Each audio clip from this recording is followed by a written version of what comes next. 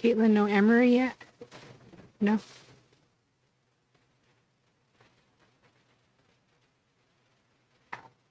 Okay, it's 5 p.m. I'm going to go ahead and call the meeting to order. We'll do a roll call. Mrs. Harden? Here. Miss Heredia? She said she was going to join virtually, so we'll be on the lookout for her. I'm here. Secretary Terrazas? Here. Mr. Guadiana? And we do have our new student rep, Taylor? Yeah. Okay. That moves us to item C, our board norms. Number 1, actively listen to all perspectives. Close the loop, responding to concerns and questions as a unified force. Model the professionalism we expect from all members of the district and community. Customer service orientation. Number 4, assume positive intent. Be positive and responsive. Okay, thank you. That moves us to our Pledge of Allegiance and our New Mexico flag salute. If we could please stand. I pledge allegiance to the flag of the United States of America and to the republic for which it stands, one nation, under God, indivisible, with liberty and justice for all. I salute the flag of the state of New Mexico as the symbol of perfect friendship among united cultures.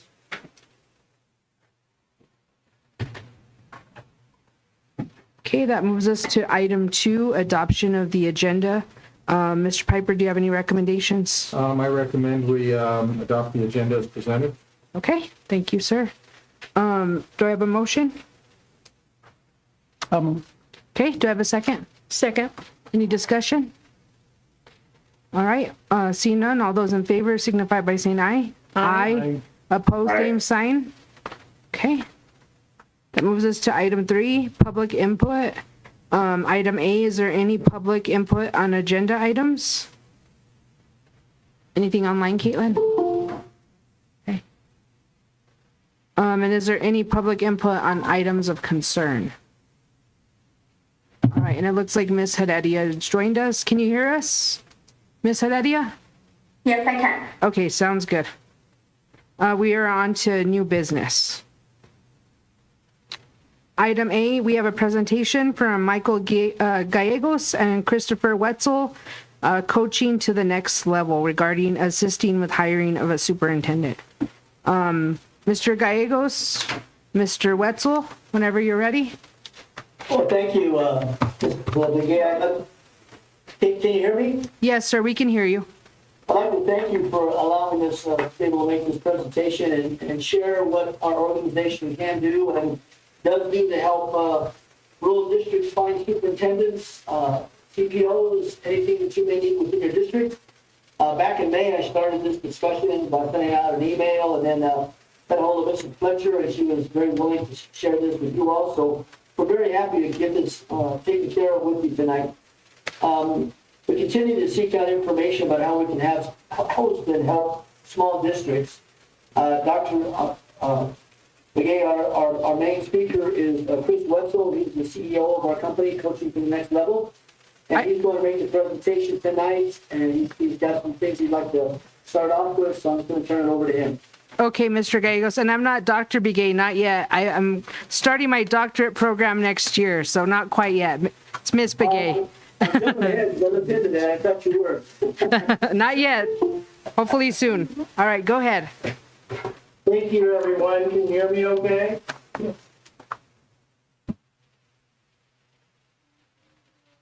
you hear me? Yes. Okay, thank you. I'm Chris Wetzel, CEO of Coaching Next Level, which is a leadership development company.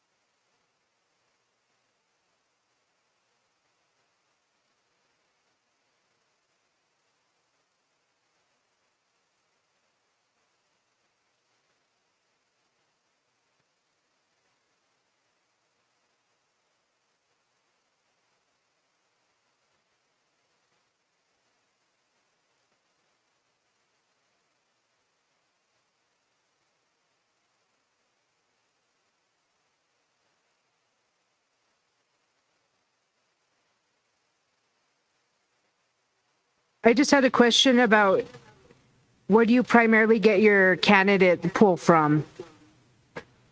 So our candidate pool will be from statewide. So in other words, we would look to go to the statewide listing. Mike has developed a network, and his colleagues have developed a network in New Mexico. There will be states that people will apply and you may say it's not a fit.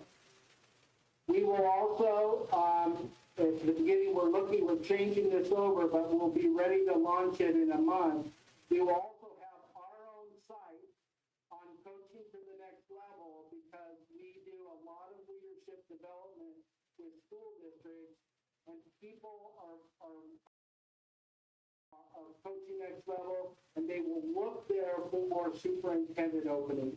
That will be on there in a month, and we'll start listing, because it's going to start, we'll start listing all the superintendent openings. It will be on Indeed, it will be on all those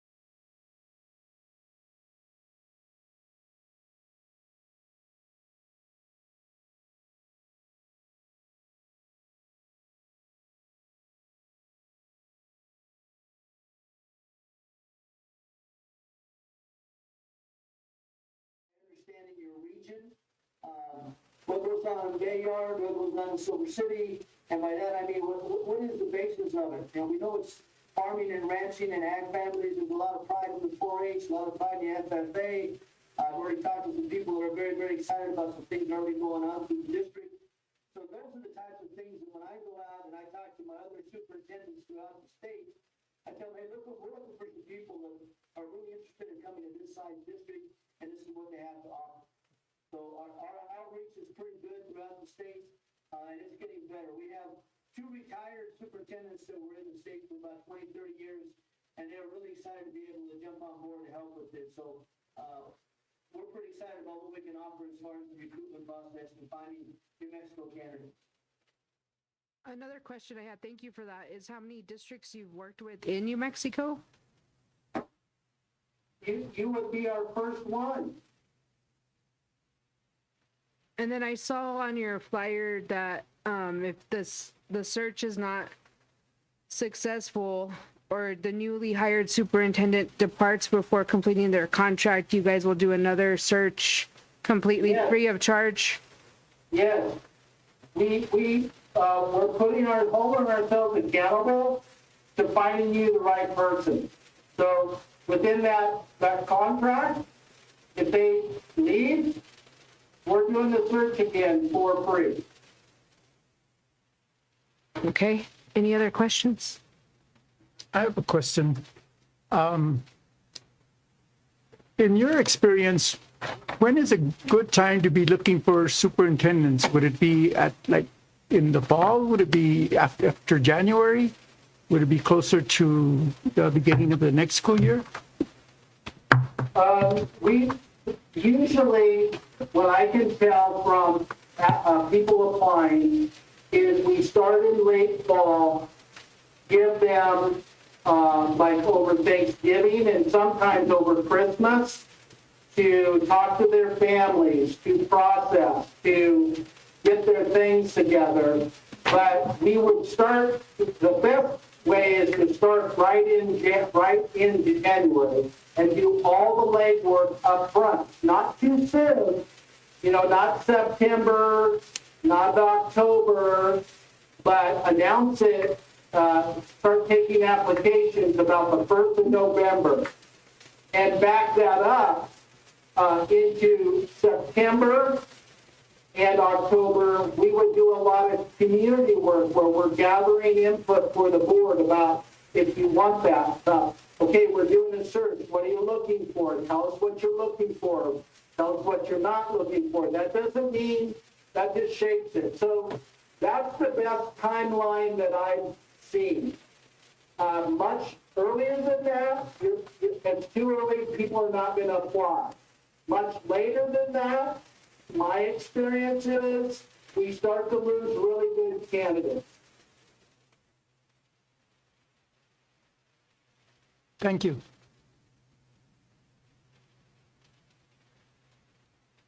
Any other questions?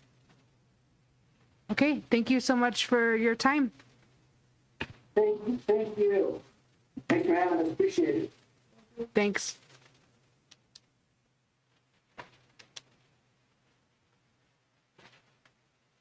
Okay. Yes. Can I ask that our student representatives be allowed to go first? And typically they give an update, don't they?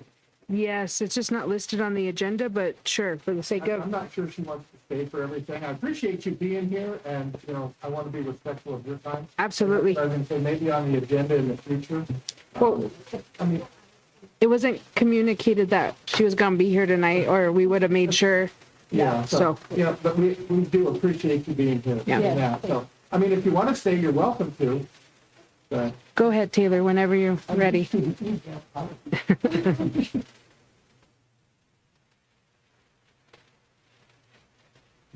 Within like the first 3 weeks of school, I think that a lot of the students are excited and they're happy to be back. We have some new staff, which is really great. Mr. Brown, he's a new English teacher and he's been doing really great with us. He's been teaching us a lot of new things. Miss Jimenez, she's also a really great teacher. A lot of the students have liked her a lot. Also our new vice principal, Mrs. Provencio. She has been really helpful in helping the other students and helping us get adapted to the new school year. I think that everybody's excited to be back and have volleyball and football back in session. Okay, thank you so much. Thank you. And like, we'll make that adjustment on the agenda. Like Yes. I said, I wasn't sure that she waited until the board report stuff, but thank you. of course, and yeah, like Mr. Piper said, feel free if you have homework or you'd like to stay, we'd love to have you, but you can get up and leave if you need to, so you're welcome, of course. Okay, welcome, and we're happy to have youth on the board that has good insight to the high school. Thanks. Okay, that moves us to item B, first reading of policy service alert. And it looks like this email came in July of 22nd. The email was included in your packet. Did everyone get a chance to read it? And it was the recommendation. It said that the New Mexico School Board Association is not recommending changes to its model policy manual at this time. Is that correct? Yes. Okay. So are we still doing a first reading? Yes. Like I said, it's pretty much self-explanatory. The policy service alert, just, letting us know about some of the stuff that's going on. And that, it's with the changes at the federal level, there's a lot of stuff that's been, say, repealed and changed. And so this is just more of the policy alert is just more of an update of what's been going on. And then there are, like I said, that's just more of an FYI, I think, for the policy alert. Okay, sounds good. Okay, that moves us to item C, first reading of policy advisory. And it's 270 EGAD, copyright compliance. And this one, the shortened version, just so everyone knows, is revised to add some AI specific provisions related to copyright and to add the new policy, use of artificial intelligence to the list. It goes into a lot of detail about teachers making copies, how many copies they can make, with poetry, textbooks, things of that nature. And is this on the website for first reading? Okay. And then the next one, 271, use of technology resources and instruction. This policy is revised solely to add the new policy, use of artificial intelligence, to the list of cross-reference policies. And then the other one, 272,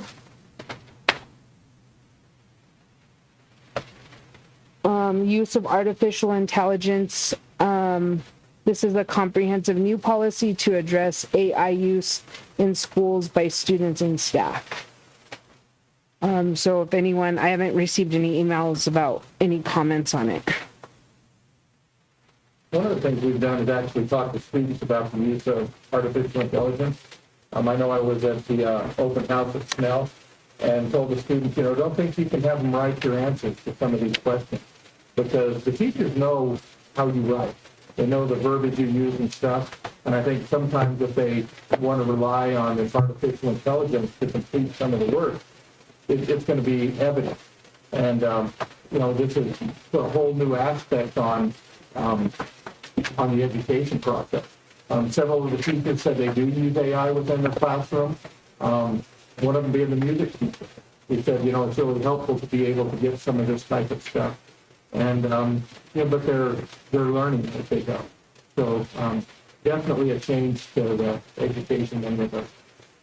Absolutely. I think it's good to embrace parts of it. I think speaking as a classroom teacher, it's been beneficial to me, like to write notes home to parents. That generates it quick. So it's time saving in certain situations. Absolutely.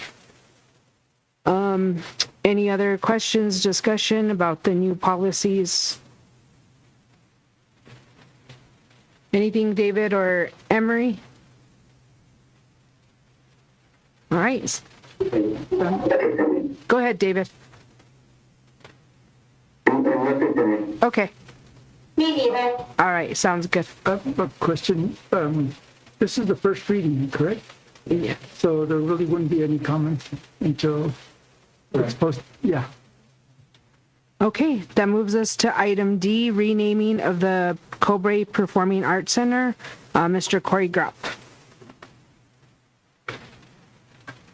And included in the packet, I did find some guidance and considerations for renaming schools and facilities from the New Mexico Public Education Department.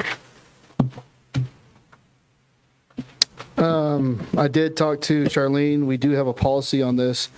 It says on that from the PED, it says the superintendent shall recommend the Board of Education the procedure to be used in naming the school facilities. So we do have a policy on it. So this is just a proposal to name the Performing Arts Center. President Begay and members of the board, thank you for having me today. Today I'm asking to formally propose that the Cobre High School Performing Arts Center be renamed the Gearhart Performing Arts Center in honor of Mr. and Mrs. Gearhart, whose decades of dedication, achievement, and mentorship have left an incredible mark on our school, our community, and generations of students. To kind of give you some background and achievements, Mr. Gearhart himself devoted 27 years to the Cobre High School band and the Cobre High School overall, during which he cultivated a culture of excellence, discipline, and pride within the performing arts program. Under his leadership, he has achieved 17 state titles and 5 state runner-up. So out of 27 years, 22 of those are either first or second place. As a former teacher and coach, especially a basketball coach, every coach dreams of that one state championship. And it's unheard of to have 2 or 3 or 4, but Mr. Gearhart has 17 state championships. That's quite a legacy. His students consistently performed at the highest levels, earning recognition both individually and collectively. These accomplishments are not merely a reflection of the talent of Mr. and Mrs. Gearhart's unwavering commitment to accountability, personal growth, and teamwork. This last year at his last final concert, we had students come and be there and be present for his final concert. And there was tons and tons of former students.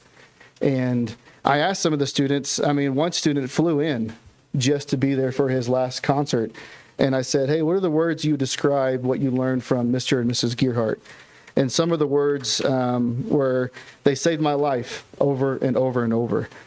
I wouldn't have the work ethic or job I have without the meaningful lessons they instilled into me. Me personally, I was in awe of how many students came back. I think Mr. Guanana, you were there, and he took a picture with, I don't know how many students were there, but after, the final bow he did, they came on stage, they gave him a hug, every one of them gave him flowers. It was a really cool moment. And for me, just being there for a year, I realized the impact that Mr. and Mrs. Gearhart had in our community. It's unheard of when you see somebody who's been committed to a high school for 27 years. And Mr. Gearhart and Mrs. Gearhart did that for us. So the rationale I have for the name change is preserving his legacy and his wife's legacy, inspiring future generations to continue in the arts program, especially in the band, and honoring the community pride that we had that he instilled with many generations of his students. In conclusion, Mr. and Mr. Gart have given far more than years of service. They have given Cobre High a school of legacy of excellence, mentorship, and community spirit that will resonate for decades. It's both fitting that we rename the Performing Arts Center as the Gearhart Performing Arts Center to honor their extraordinary career at Cobre Consolidated Schools. Again, when you think about his winning, it's not just winning. His students came back and honored him in his final concert. If you think about, out of the 27 years, 81% of those years were either first or second place. Again, as a former coach, that's unheard of. You don't hear that. And when you walk into the band room and you see the state titles, you know the kind of legacy that man and his wife left. So that's why I'm formally asking you guys to consider this. Not only it's helping his legacy, but it's helping his students who are part of that program, their legacy well, because they feel that Mr. Gearhart and Mrs. Gearhart were not only their band directors, but in a way, they helped raise those children. Thank you for your time and consideration. Thank you, Mr. Grout.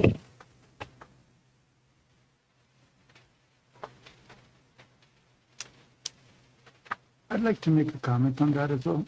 Go ahead. My daughter and my son have been in band, and they, as well as many of their classmates, still talk about the Gearharts. They talk about them in Wyoming and wondering if they're going to come back and visit. And so this comes from a person that does not do favors to get liked. He doesn't do things to endear himself other than to have expectations of excellence. And he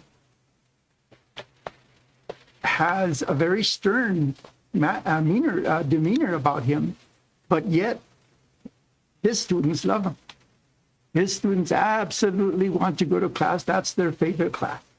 And so I agree and I support that renaming. I think it's well worth the recognition. Thank you. It is a discussion item tonight, and it looks like we did get another letter about adding someone to the baseball stadium, and so they sent a letter for that as well. So I don't know, looking at the checklist that PED provides, I don't know what your recommendations are, Mr. Piper. I haven't seen a letter about the stadium. Okay, it was here when we got here, and so I read it right before the meeting, but it's kind of cool. And some of the things that need to be considered, I know a lot of places won't do it for somebody that is living, afraid that something might happen that would then shed a bad light. Not that would happen. Rio Rancho, Dr. Cleveland up out of Rio Rancho. There's Cleveland High School. And she's still superintendent there. she may have a plot on the ground somewhere. I mean, she's been there a long time and has done an excellent job. But those are some of the concerns. I think it's something that the board needs to discuss, maybe some community input, and see, that. The thing I don't want it to do, I don't want it to snowball with a lot of stuff, to where, I knew nothing about the baseball team. I think, and I'm not sure why it was named what it was named. Don't know if there was some money, possibly legislatively, that went into it, and that's maybe why there was a name to that. But, it just gets to the point where a lot of stuff gets named, and then you've got a lot to deal with. The thing with the new high school, and I do have a meeting at CSFA, the Performing Arts Center, it needs to stay. It's an awesome, incredible facility. But, you sort of have to worry about some of the stuff that may, in a few years or 10 or 20 years, end up being demolished, and then what happens to the name there. So I think it's something for the board to discuss. We can include the board policy for the next meeting and continue discussion. I don't think it's anything we really have to rush into. I think it's something that, needs your consideration and that. I'm amazed at the accomplishments he's had. That's incredible. Yeah, absolutely. I think so. Further discussion and then also taking into consideration this request. Were you provided a copy or no? No. Well, we'll get you a copy, Okay. but it was here for us. Okay. What a coincidence. But the other part is that we wouldn't be able to act on the baseball part because it's not on the agenda. It may be similar, but it's not on the agenda. I know, but it's a discussion item and it was here. So.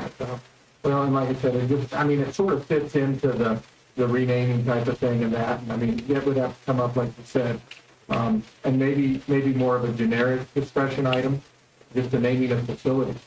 Absolutely. And go about that. And maybe set some criteria that, to have a name on a facility, X number of this, that, whatever, so many years retired, so many years of service, I don't know. We can maybe look at other school districts, Right. see how they approach this. I know when I was a regent at the university, it was more about financial contributions, but we're a public school, so it's way different. And I know when I was superintendent in Lawrenceburg, they proposed renaming the gym. And they were looking at one individual from a basketball point of view, and then all of a sudden it was like, well, so-and-so did this, and so-and-so, has more steals, more points, more whatever. And it got to be a pretty big controversy, and for that reason, they decided not to rename the gym. So, those are things you have to look at. If you're looking at one individual, and I think the band thing would be totally different than an athletic, because athletic, how far back are people looking at, statistics? Was Kobe Bryant, what if he had played more? There's so many things with sports that, is it Michael Jordan or is it LeBron James? Those arguments can go on and on forever. So I think it's something that, needs further discussion and Okay, thank you, sir. I'd like to add another comment, and that is public input, I think, is key to naming things, even though it may be more problematic, but public input should bear a big interest in this. Okay, that moves us to item C, our shack presentation.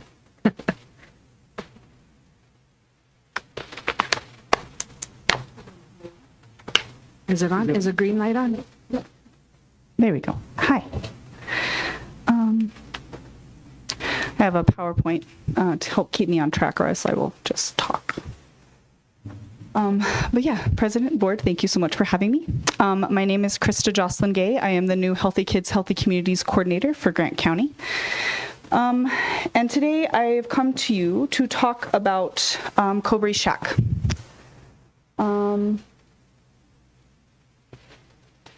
There we go. Yeah, so the School Health Advisory Council, also known as SHAC, its main function, next slide. So its main function, establish goals and oversee school health and safety policies and programs, including development, implementation, and periodic review and recommend updates to the district level wellness policy.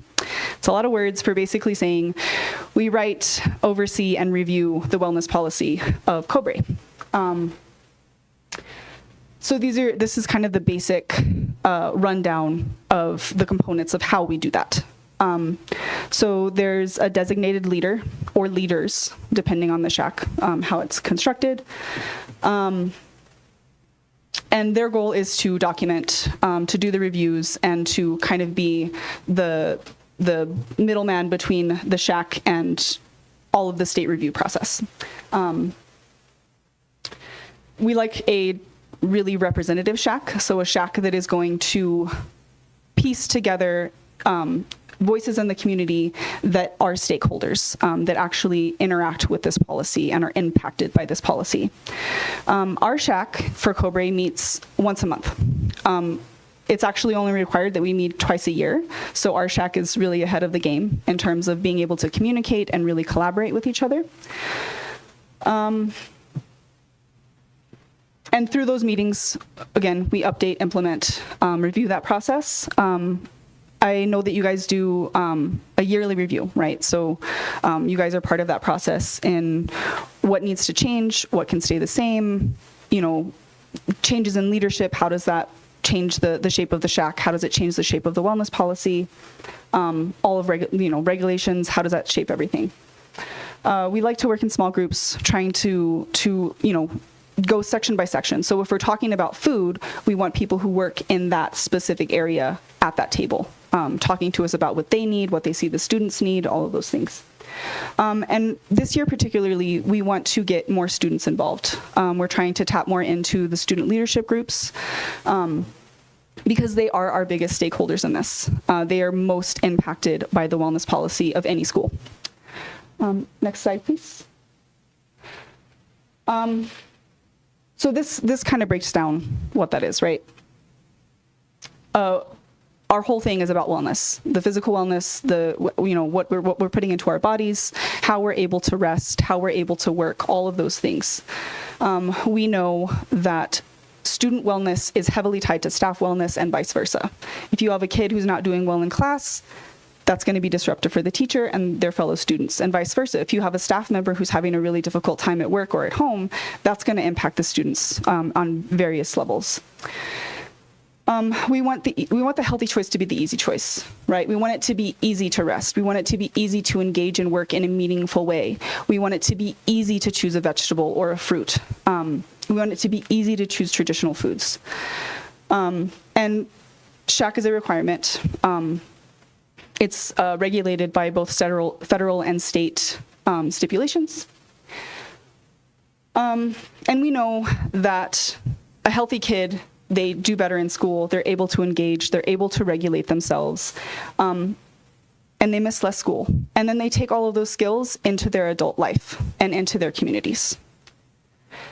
I'm not gonna read all of this, but this is what the shack does, the different sections that we go through and we look at that we want to influence in a positive way. Next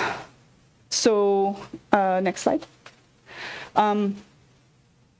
So in terms of who's on the shack, we want people who are in the community, people who are working at the school, people who are going to the school. We want parents. We want people, so like myself, right? I don't have a child in Cobre. I'm also not a staff at Cobre, but I am a community member who has a vested interest in the health of people in Grant County. So I would be a community member. And we also want people who are going to fit into those sections of the wellness policy, right? Again, if we're talking about food, we want people who are involved in the food process at that table. Next slide, please. So I'm sure everything I just said are all things that you already know. So the reason I'm here today is we are looking to bring more people into the shack. We are looking for more voices, whether that's somebody sitting at the table at every meeting, or whether that's somebody who's sending emails about things that they're seeing in the wellness policy, right? Or things that they want to see in the wellness policy, or feedback they're getting from parents or staff or students, right? We we want to build the capacity of the shack. Like I said earlier, we want to include more students, really tap into those leadership programs. And I was so happy to, like, seeing Taylor sitting up there, you guys, was just amazing. It made my heart so happy. And that's what we want. We want more student input. So our ask is get the word out. Talk to your fellow staff, talk to your board members. If you guys are interested in being more involved in the shack, please let us know. Please join us. Those student leaders, let them know. We are looking for their voice. We are looking for their input. We are looking for their leadership. And we're also looking for parent organizations, right? So PTOs, PTAs, parents of the football team, parents of the volleyball team, parents who are already involved and who already kind of understand the process and can really tap into Shack and really give us some really good feedback and be important, vital members. So if you go to the next slide, we meet the second Tuesday of every month. Our next meeting is going to be on the 10th, and it's actually in the room right next door. We meet from 1:30 to 2:30 as of now, and now, because of the Health Council, we now have a video call-in option. And if you want to just reach out for more information, if you have ideas, if you just want to contact me just to know what's going on, my email, kayjg@yahoo.com, and my phone number. I do prefer written communication, so emails, texts, but I am willing to take a phone call. So thank you so much. And that's it. Just a quick question. Yeah. So the 10th looks like a Wednesday. Is it? Would it I'm be- so sorry. It's okay. So would it be the 9th? No, I miswrote the Tuesday. I don't know why I put Tuesday. Okay, so It's Wednesday. I am so sorry. Okay. It is the 10th, Wednesday the 10th. So yes, thank you so much for that clarification. I appreciate that. Is there any more questions or? And we email you for a link? You can email me for the link. Okay. And the agenda and all of that. So, yeah. Do we have a representative from each school at this moment in time? I know you're new to the position, so So as of now, I don't think we have a representative from each school, but we have a strong representation from the nurses, the food staff, and community members. And I think in every meeting I've been in, there's been a representation from the board. Charlene's normally our sit-in for that, so she does a lot of work. But yeah, Is HMS involved? there are members of HMS, yes. Yeah. But we could always use more. Always. The more voice, the better. Because this, like I said, this is a policy that impacts our students most heavily, but that ripples out into the community, that ripples out to parents, to caregivers, to anybody who interacts with these kids. They're going to feel that too. So, yeah. Thank you guys so much. thank you. Nice to meet you. Yeah, you too. Okay, that moves us to item 5, action items. Item A, approval of the regular board meeting minutes of July 21st, 2025. Is there any discussion, comments?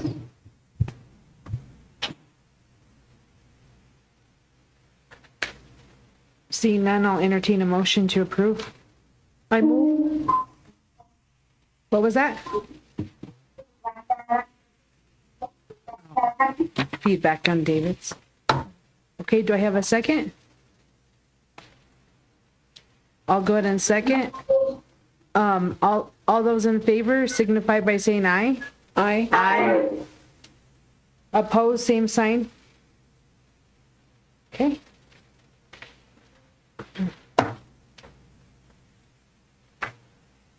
That moves us to item B, approval of the bills.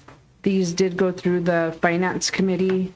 There was a couple new vendors for science curriculum, and then the pre-K made some significant purchases with their money for classroom stuff and curriculum as well. And then there was a big bill for Foxworth, but Mr. Ryan said that maintenance has been building sheds for each school site for the pre-K to store some of their stuff.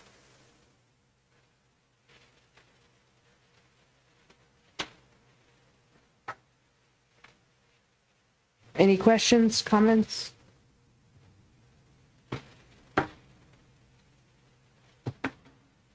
Seeing none, I'll entertain a motion to approve.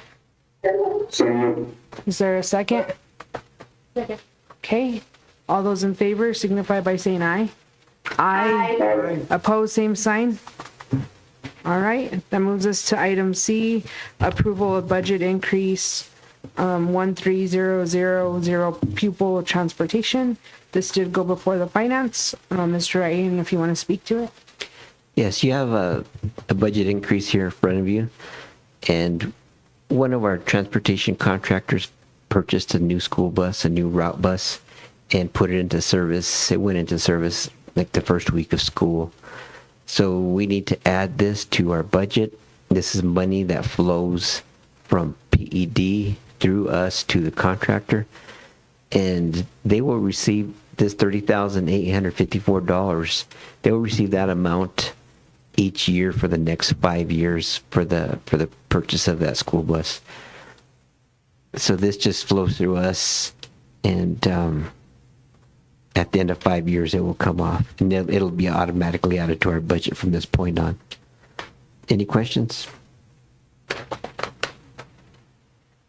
Is it air conditioned? Yes, air conditioned and has a special lift. Okay. That's one thing that's required now from now on, is that all school buses in New Mexico have air conditioning. So this one is air conditioned. All right, thank you so much. Any other questions? Seeing none, I'll entertain a motion to approve. So moved. Is there a second? All right, all those in favor signify by saying aye. Aye. Opposed, same sign. Aye. David, I'm assuming that was in the affirmative, right? That's correct. All right, thank you. This moves us to item D, approval of the initial budget 26107 REC District Fiscal Agent. This also came through the Finance Committee, and I believe this is for the Fellows Program. Yes. And the REC is the one that oversees the program, but you could speak more to it. Yes, that's correct. Okay. Yes, we have an MOU in place with the REC for the Educator Fellows Program. And the total of the contract is $220,000, and that's to provide 5 fellows in the program. And these fellows go to school, go to college to become teachers while they work for us. So we had 4 that started the year, and we just picked a new one up today, so we're full. So we have all 5 positions filled.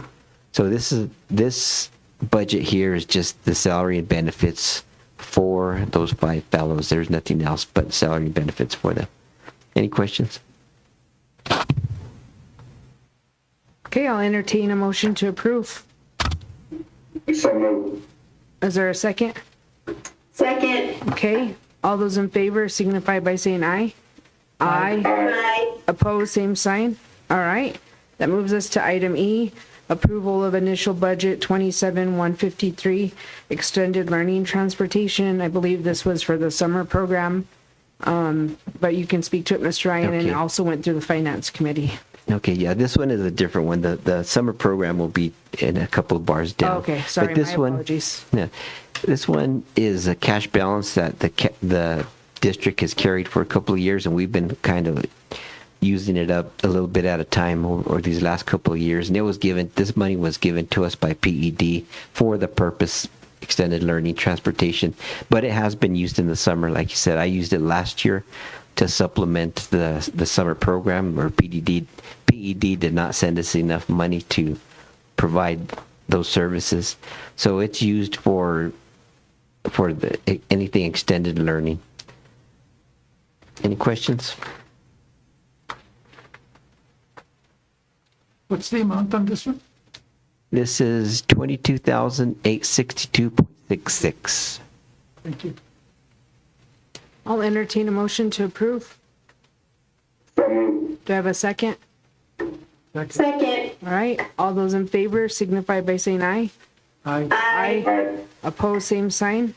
All right, this moves us to item F, approval of initial budget 27,534, fiscal year 25, fiscal year 26, operational costs and resources, Cobre and Silver.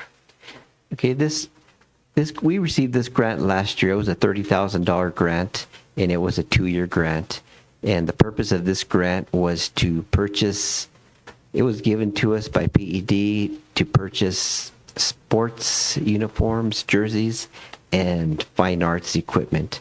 And the breakdown was $20,000 in sporting equipment and $10,000 in fine arts. What you see here, the balance that we have carried into this year is $9,393.37. And you'll see the two breakdowns. What we have in art is $2,270, and in athletics, $7,122. So this is just to establish budget authority in the current year in order for us to spend this money, which is carried over from last year, budget from last year.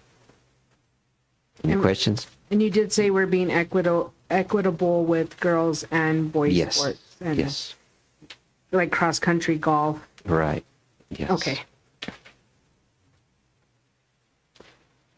Any other questions? Okay, I'll entertain a motion to approve.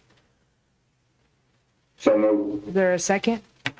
Second. Okay, all those in favor signify by saying aye.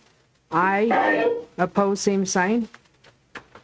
Okay, that moves us to item G, approval of initial budget 27,536, the summer reading program transportation reimbursement.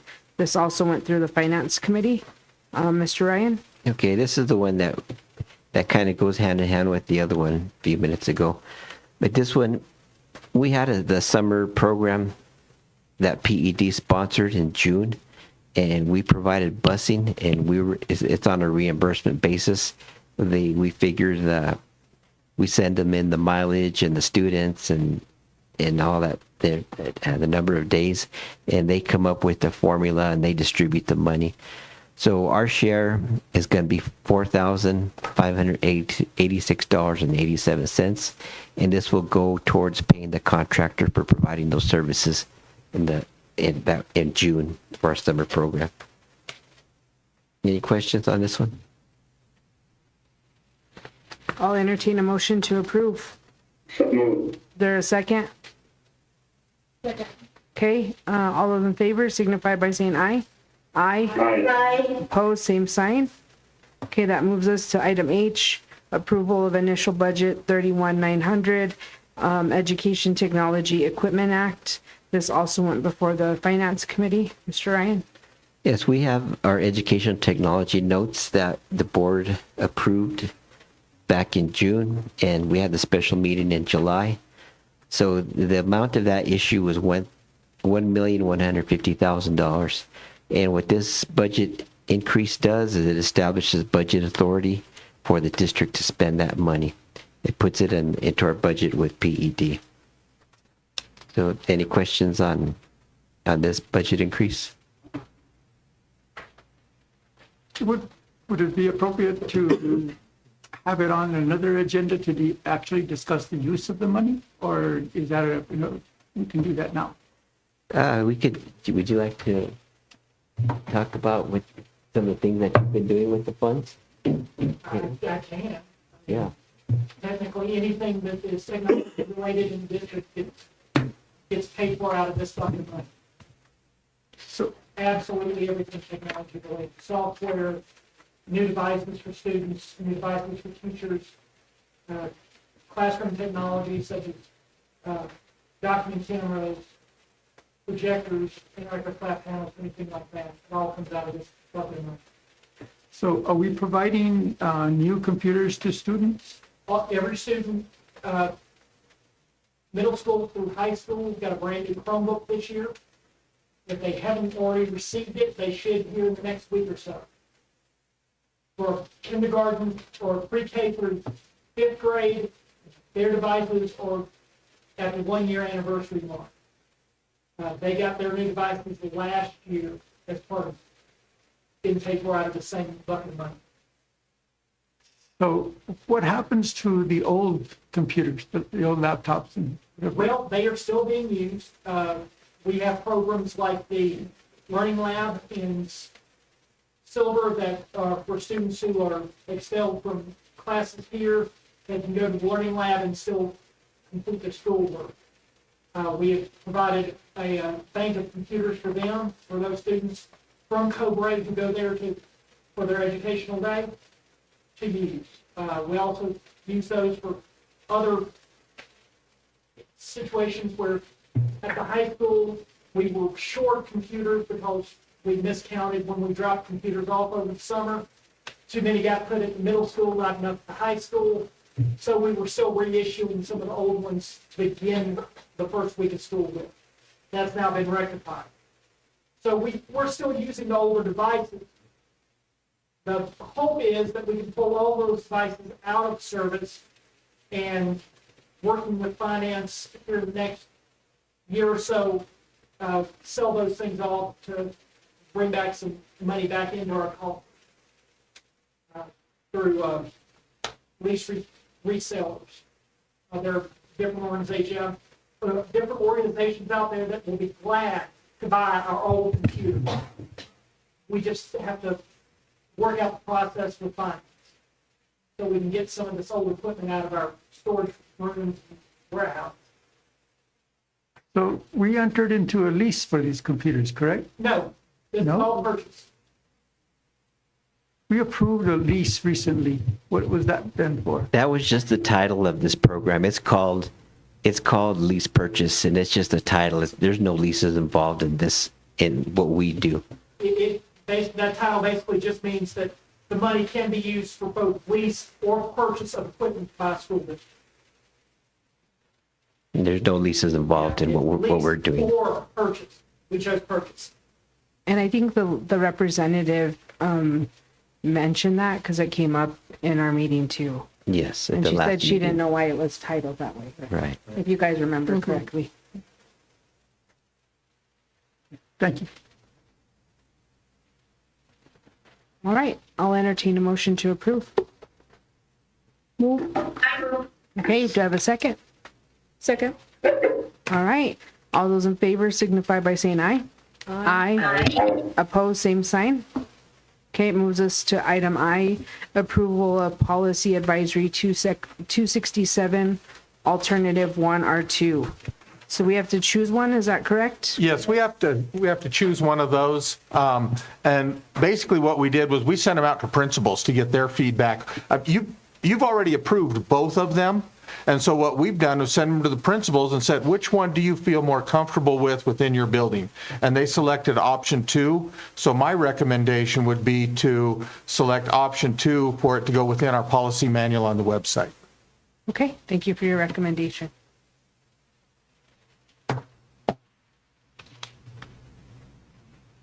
Then I'd like to make a motion to approve the alternative 2. Do I have a second? Second. Okay, any other discussion? Seeing none, I'll call for the vote. All those in favor signify by saying aye. Aye. Opposed, same sign. I abstain. I didn't really take a look at. Okay, so we have an abstention and we still have enough votes. All right. That moves us to item 6, our finance committee report. We did meet. We reviewed the bills as we approved tonight. We looked at all the budget adjustment requests and increase. We also looked at the credit card statements. We're looking at vendors. One of our big vendors is Walmart. A lot of schools use it for their stuff. What else, Frank? I think that's about it from the agenda. Yeah, that was pretty much it. I think one big thing that we discussed also was that jumped out at everybody on the bills was the $760,000 payment to New Mexico Public Schools Insurance Authority for our risk insurance premiums. So that is our general liability, our risk, and our workers' compensation, which increased this year it was over $100,000 increase on that premium. So that was a big one that jumped out, and we discussed that in detail. But I think that was pretty much what we spoke about. Okay, thank you.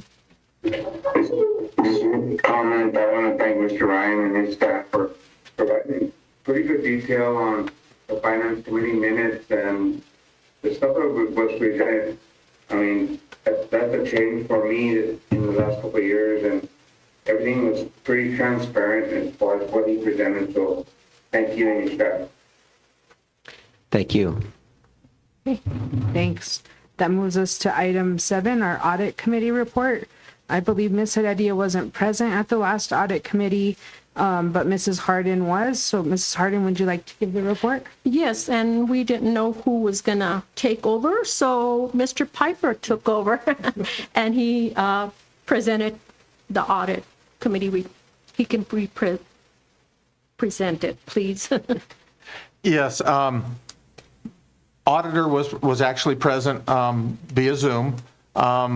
Actually thanked us for the work that had been provided. I mean, we're getting closer. There's still a few things. I know that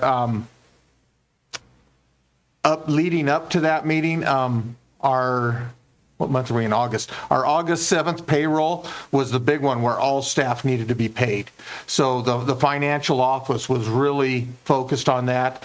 Mr. Ryan and I, we talk daily. I'm like, where are we at on this? So, and I mean, stuff is getting uploaded. I think they're requesting maybe some samples and stuff, and he's working on that. So we're pushing for that September 1st deadline to have everything to the auditors. I mean, it's going to take them a little while to put some stuff together. I did meet with the auditor personally too, I think a couple weeks ago, and she happened to be here looking at something for Western. So I think we're well on our way. And the thing I'd like to point out is we aren't only working on our 22-23 audit. Ms. Fletcher's been pulling the same exact stuff we need for our 23-24 audit. So once the portal's clear from the 22-23, we've got stuff ready to download and go. So it's the same exact stuff. So what we need as far as board policies and what's changed, all of that stuff we've already started pulling. So we've got a lot of communication stuff that's ready to go once we're ready to submit for the next one. So I'm excited about that. Another thing that she found, I think just today, was some of our policy advisories had not been posted to the website. So this review of stuff, it's like, why isn't this on there? Well, it was during the transition time when I think it was John Kennedy was leaving. And so she's followed up with that and said, hey, you know what? We've approved these policies this date and they aren't on our website. So like I said, we've been following up on some stuff and finding some things as well. So I'm excited about the progress that's being made. And once it's all set off and done, then hopefully we can get it completed, give our management responses to any findings there may be, and move forward. So. Thank you, Mr. Piper. Thank you, Mr. Piper. Thank you, Mrs. Harden, Ms. Heredia, and Mr. Ryan for the report. I have questions. So right now, the only one that we've turned in is the 2022? The 21-22 is on, I believe, the state auditor's website. The 22-23 is the one we're working on currently, that's almost completed, and then the 23-24 will be next, and then getting ready to roll on the one for last year. So. And special audit phase 2? Phase 2, haven't heard anything. I know we've requested detailed billings because the billings that were sent to us were just, here's the payment. And we'd ask for detailed billings. And I believe we've sent those off and asked for detail, correct? So. Thank you for following up on that. Yes, so.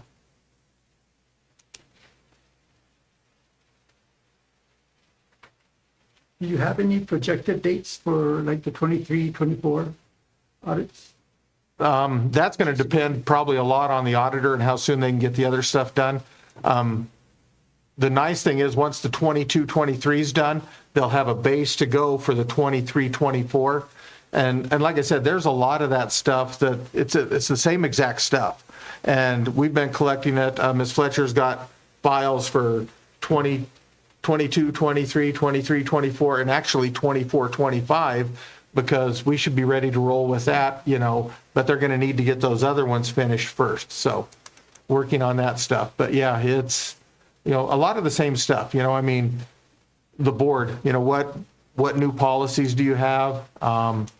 Things like that, we can already start working on, so. Okay. Thank you, Mr. Piper. Okay, that moves us to item 8, board member reports. Mr. Terrazas, would you like to go first? Yes, ma'am. Go ahead, sir. See what I said. It's with great regret that I need to submit my resignation as Cobre School Board member due to personal health issues. I appreciate the collaboration between the school board and staff and faculty over the last 3 years. And appreciate everybody's hard work. And I will be following you guys online, so keep up the good work. Thank you, David. I know it was a hard decision for you to make, but at the end of the day, it's your family and your health that comes first. I know I'm going to miss you on finance, and here being my buddy next to me here at the meetings, and us talking sports, and you're going to be missed, and I thank you for your service. Thank you, David, for your service. We are going to miss you. Thank you. This is the first I hear about it, and I'm taken aback. And so I wish you well. It is a wise choice to take care of your health. Cobre will still be here, so you get a chance for recovery. Your participation is welcome, as always. Thanks again, David. Any other board member reports, Mrs. Harden? Yes, I'd just like to thank Erica from SPED department. I got to do one of her trainings, and I got some feedback from the aides, and it was good. One of them said that it had never been done for the aides themselves, and it was good to separate the teachers from the aides, and they got to learn more than usual. So this is a uplifting for Cobre schools. Awesome. Thank you, Mrs. Harden. Thank you. I'd like to report on Summerfest. I was able to attend. It was a great turnout. It was nice to see all the community out and students. Our food service, I think, was the smartest. They had the nice shaded area location for their center. Alma was very happy sitting in her lounge chair there in the shade, and she's like, we're smart over here. We're here in the shade in the covered area. It was nice to see the cars that made an entry for the car show. They were giving away free hot dogs and Cokes for anyone who attended. Freeport was there with some interactive activities for the kids. Each school was represented there. They had activities for our students. The local law enforcement, it was nice to talk to the police chief, and just really overall a nice Saturday morning. Got to see Mr. Piper.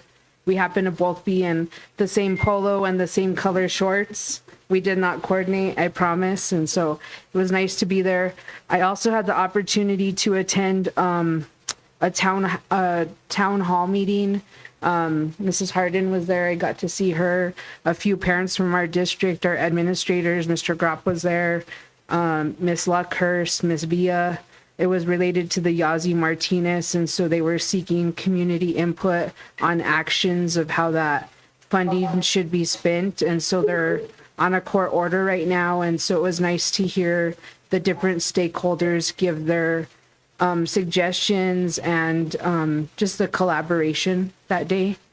Trying to think what else am I missing. I think that's it, and I've really enjoyed looking at the agendas that the principals send out. I saw that there was education fellow interviews today, so it seems like you guys found someone. But it's nice to see the student pictures especially in the elementary. Like it's a highlight of my day when I review those. So thank you. Ms. Heredia, is there anything you'd like to report on?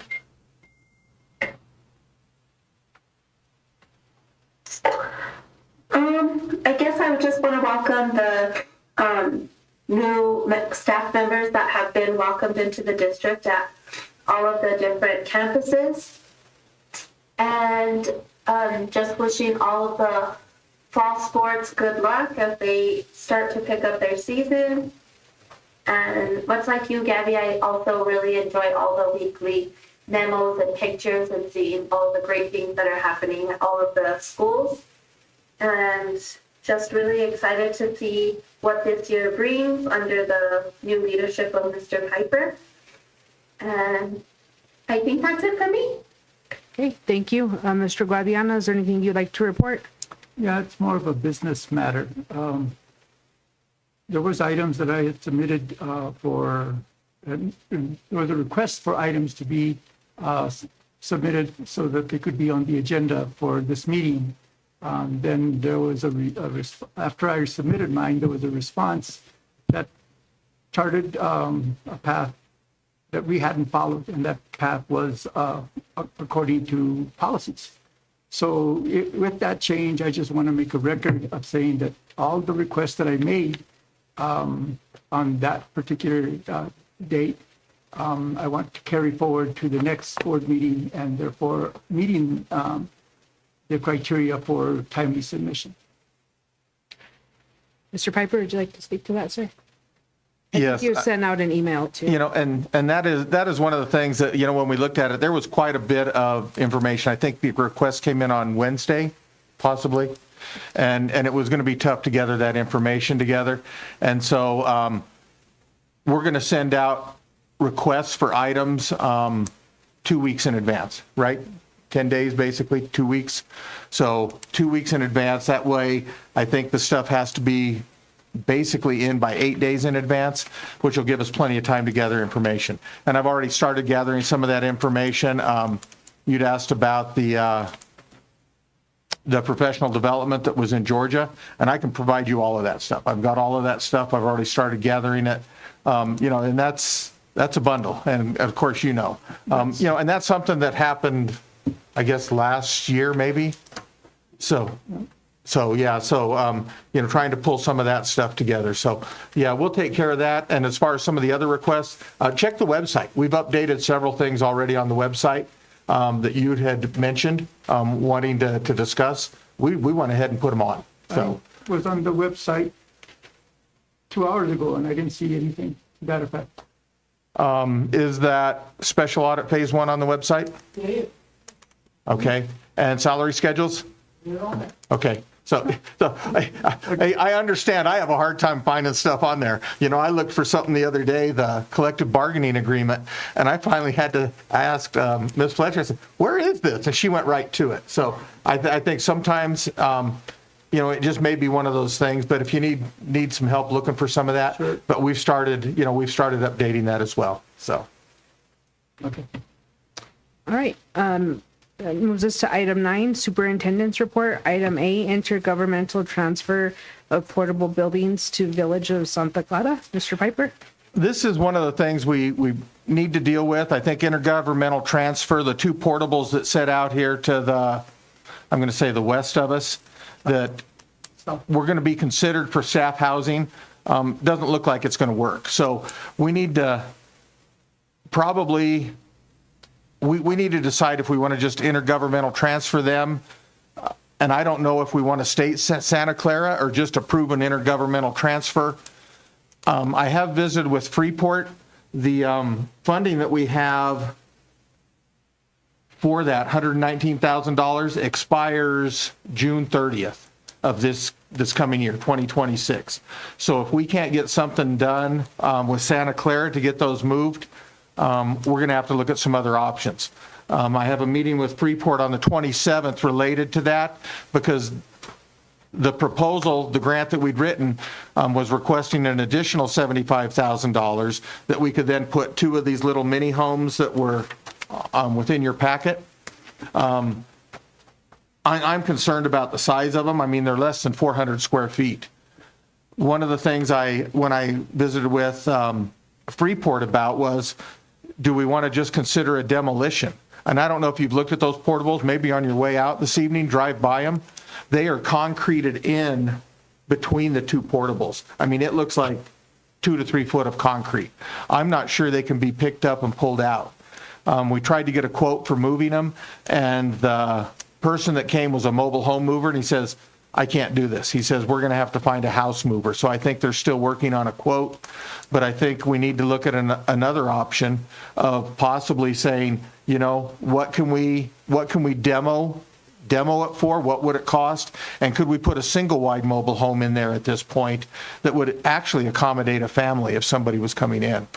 And then maybe in the future, you know, it looks like we'd have enough space there for maybe a couple mobile single wides, which I think is just probably a little more conducive to like a family or anybody living, is, you know, having a little more than, I mean, 400 square feet's like 20 by 20. And how you fit a bathroom, a bedroom, and a kitchen type of thing and something like that, it'd be pretty tough. But that was the original proposal. Freeport is open to discussing it. Like I said, we're going to discuss it again on the 27th. We have a formal presentation on our grant September 11th. And that's where they basically hear all of the proposals that were made during the year. And, you know, we have to decide, is this something we want to move forward with? I hate to lose that $119,000. So, I mean, if we can do something, and if they aren't able to be moved, I mean, they were stuccoed. I'm afraid that stuccoing is just going to fall apart when they go to twisting and moving it. So, so a demolition may be our best effort. And then, I mean, we should be able to, I mean, if the $75,000 would pay for the demo, then, you know, I'm sure we could find a single wide, you know, in that 120,000 or less area. And, you know, one of the things we just have to look at. So, you know, keeping options open, probably something we need to put on the board agenda next week as more of a discussion item. I mean, and that will have given me a chance to meet with Freeport, and Freeport say, hey, yeah, this is available or is not available. And they may say, you know, looking at it, you know, you may be better off just waiting. But if we wait, we lose that $119,000. So I'm looking forward to visiting with Sharon from Freeport a little more and getting, you know, her feedback on that. I have a question. I agree that making 4 units out of those 2 buildings is very tight, but what about making 2 units? The units that are there, when we initially went to look at that, they said we had to have an architect come up with the plans for that. The architect's quote was $76,000 just to do the plans. But they were saying liability wise and stuff, they wanted to have architectural plans that said this is what, you know, what needs to be done. And when you spend that kind of money, that doesn't leave any money at all for a remodel. I mean, it's going to take nearly half of it, you know, about 40% of the funding if we were to receive the 75 from Freeport. I mean, the option is, I mean, we could get an architect, use maybe that $119,000 towards it, but then you can't complete anything. So where are you at? And I'm not sure that they would approve moving just with architectural plans with no plan or funding to complete housing. So I think that's where the challenge comes, is the architect. Single wides are not allowed in Bayard. And we're aware of that too. We thought, well, maybe they'll give us a waiver since it's for school. The other option is there a lot maybe in Santa Clara where we could put a single wide? And maybe we just, you know, I'm sure we're paying insurance on that, right, Mr. Ryan? So, I mean, demoing, it's going to save in the long run, you know. Those are some of the things that, you know, maybe we need to look at. I mean, do we need to get it off of our insurance, liability-wise? So in the long run, it's going to save us, you know, some funding there too. So, but, you know, those are options too. I mean, Santa Clara, Hurley, you know, are there some things we can look at with that $119,000? what about the property in San Lorenzo? Couldn't you put a single wide there? On the school property? On the school property? Okay.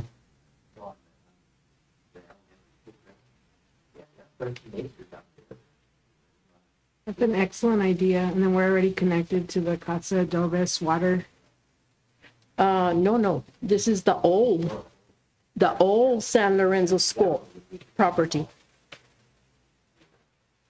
Not the current school location. not the current school. But there's another option. And I think, if I remember correctly, I think the volunteer fire department out there was asking about that old That's school. Is that another, correct? another property. That's a different one? Yes. Okay. Correct, Mr. Ryan? Yes, that's correct. There's another piece of property that the district donated to the county a few years back. And we gave them a quitclaim deed, but they never did file it, so it's still in our name. So So, okay. So, I mean, those are great options. I'm not sure how many of the staff from San Lorenzo could take advantage of that.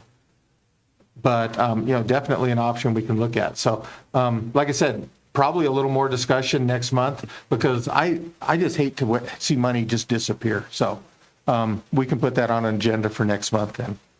So, Sounds good. Thank you. And then Okay. item B is fundraisers. you have a stack of them. And, they're out working hard. Actually, for the first time since I've been here, the cheerleaders actually came in.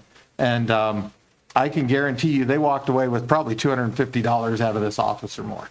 So I know it was more than that. It was probably closer to 300. But so they've actually said, you know what? I'm not doing Facebook. I'm not going to, you need to come see me face to face. So, happy that they're doing some of that stuff, doing stuff that they need to support their programs. I mean, the cheerleaders, with that state championship and the state championship rings, they wiped out their account pretty good. But I'll tell you what, they're out there hustling and looking forward to a repeat. So they want to make sure they have the funds they need, for program stuff going forward this year. So I'm not going to go through each one. You've got, like I said, there's a list of them there. And if you would like for somebody to stop by, I know who I can call, and we can definitely have them swing by. So, but glad to see them, communicating and coming by. So, and it's hard to say the ones that show up late that, sorry, we already gave, but sort of the early bird gets the worm type of thing. So, but the cheerleaders have been coming by, so that's been good. A couple other things real quick, and then I'll send you an email with some of the other items. But I had Gary do a maintenance report for me. He seems to get really nervous here. So I said, just tell me what you want me to say. So I wanted to give you, basically his update. The fire season, they've been doing a bunch of work out at San Lorenzo. A couple water things had been, broken off. Of course, the fence was taken down at Central so they could park their equipment in, so they've got that back up. They built the sheds for the pre-K, so all 4 elementaries have a brand new shed that the maintenance people built. And it's nice having Gary on staff that knows how the stuff needs to be done, because I guarantee you it wouldn't have been square with me, so he's done a great job with that. We did go up to Los Alamos and pick up furniture. We took 4 vehicles and 4 trailers. The cafeteria tables alone that we brought back for Central were about $2,000 a piece, and there were 7 of them. So I think it was well worth our time. We brought back, probably 30 other tables, a bunch of chairs. We've got some little chairs. I didn't even know what a wobble chair was till I went to Los Alamos. But it's a little chair that's like a stool, and it just sort of, if you've got a real antsy kid, I mean, it just sits there and it's fun. I can see how it, keeps a kid from, getting out of line and stuff. So picked up a lot of that. They ran 220 for a couple machines over for the CTE, the printing of the shirts and stuff over at the high school. So they got that 220 run. We had to call a train to get help with the AC running at the Snell. I mean, there was one day that, we were talking about going virtual and stuff. I mean, we had kids getting sick, staff members, and that. So it's the type of thing that the system is just so old. I mean, it's an old geothermal. And what the guy from Train found was, oh, look, this valve's been shut off. So the water wasn't getting back to the outer far end of the building. So, they shut it down on a Thursday, and then we're able to work on it Friday, and then up and running all weekend, because it takes a couple days to recycle. So got that done. The 3Y over at Hurley, it was one of those that, I mean, everything's just so old that they needed a motor to cool the room. And so I finally told him, I said, pull it, rob Peter to pay Paul. We've got parts ordered, but where we order them from said, oh, it's going to be 3 to 4 weeks to get it in. And well, then how long to get it to us? So we took it out of the PLC room. The teacher said, we'll find another place. We can meet somewhere else temporarily. And they had Gary set the temperature 62 to 68 degrees. The next morning, they said, can you raise the temperature a little bit? So, we've done it. And, we did take a part out of another unit, and we do have the units ordered to fix their PLC room. So that's been done. And just waiting on parts for the Hurley gym. That's another one of those. I mean, we robbed any fan we could find. We took a bunch from the high school where they'd had them in their gym and stuff. And, we've just got to work on some of this. But all of this, I think, is, I'm going to say, adding fuel to the fire when we start going to say, hey, you know what? We need to replace this stuff. This stuff's not working. We can document all this stuff that we've had to do, and, hopefully it'll add to, our needs and stuff. And I'm meeting with PSFA the 25th. That's a week from today, in fact. So I've got a meeting with them on the 25th to see where we are in the process. I'm meeting with the whole executive team to where they'll know what's going on. I'm not sure if the process stopped due to audits or what it is, but they'll be able to say, this is what happened. I've heard rumors about a high school, middle school combination. One of the things, I visited with Principal Gropp about it. One of the things when they do those type of things, they want to eliminate a lot of your athletic facilities, the gyms. I mean, hey, let's build a new gym. But if you've got boys and girls basketball going on at the 7th grade and 8th grade, boys and girls basketball, JV and varsity at the high school, I mean, if they just had an hour apiece, I mean, you're looking at 4 hours after school. School's not out till 4. I mean, you're looking 8, 9 o'clock before they would be getting home to even start homework or anything like that, or just getting to bed. So one of the things that I'm really concerned about is that we keep the athletic facilities. And I think the original plans that I saw were calling for keeping the Performing Arts Center and the gym. One of the things I'm sure that'll be discussed is location. Where do we want to put this? Do we want to put it further up towards the highway for a new facility?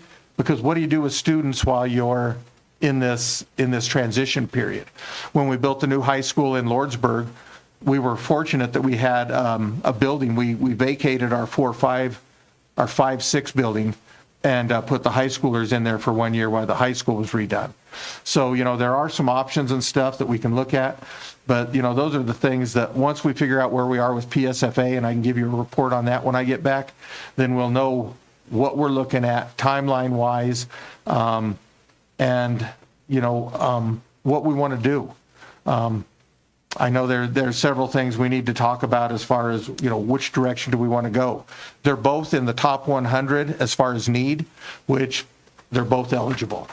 And it's going to take some relationship building with some of those state senators in that. I can tell you when we did Lordsburg, the district only put in $1 million on an $18 million project. But a lot of that was due to relationships with Senator John Arthur Smith.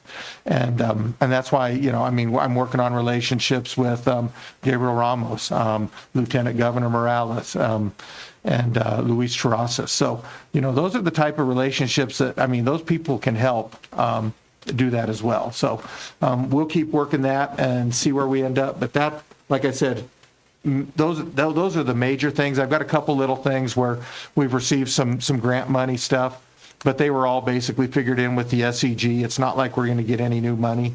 But we did get the Steaming Ahead program for our after school. They did finally receive their funding, so we'll be working on getting our after school programs going there. So, and that pretty much concludes my report. I'd like to make a comment. I would appreciate having this on the agenda for the next meeting because it's not on the agenda for this meeting. And a lot of people, I believe, would have wanted to attend that and be aware of that discussion. So that kind of violates the open meetings requirement by having a discussion that's not on the agenda. But that's not the point so much as it is information we really need to get out on, and I'd appreciate that if it's on the next agenda, and I would also appreciate if it gets start putting into some town hall meetings to make that discussion much more open to the public. And I've actually got that in my notes, community bond meetings. I think we need to figure out a time to set that up and, and really talk, get those discussions. I think we need to have, at least some information from PSFA as to, where are we at with this? What's it going to take? Is it something that we can do? So, like I said, I'm looking to set those up, but I wanted to make sure we visited with PSFA at first. So, but definitely something we need to do. I know bond meeting stuff was discussed at, I know the open house at the high school. Unfortunately, the parent meeting wasn't as well attended as the athletic meeting. And I think we're looking at ways that we can possibly fix that for next year. And it may mean a combination middle school, high school, open house, and then bring them together at the same time for the athletic meeting. Because there were hundreds of people at the athletic meeting and maybe 15 10 to 15, 12 to 15, maybe 17 at the open house. So, we definitely need to, push that a little more and figure out ways to improve our attendance at those.